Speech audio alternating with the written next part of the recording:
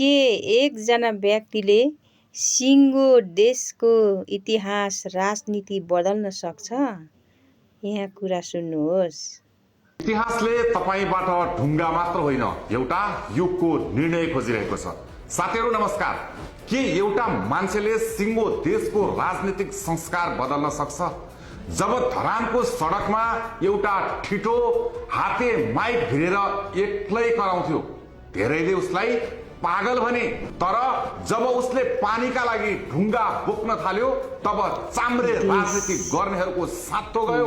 उनी हुन् हर्क साम्पाङ, जसले भाषण होइन श्रम संस्कृति सिकाए, जसले देखाए कि राजनीति गर्न करोडौंको झण्डा होइन, इमानदार पसिना काफी छ। हर्कको राजनीति गजबको छ।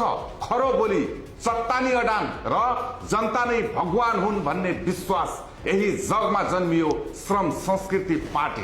धरानको मेयर हुँदा उनले देखाएको कार्यशैलीलाई आज दुनियाँले हर्कवाद भन्छ।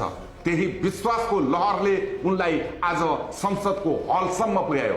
हर्क साम्पाङ आज केवल एउटा नाम होइन, उनी व्यवस्था फेर्न निस्किएका एक विद्रोही हुन्।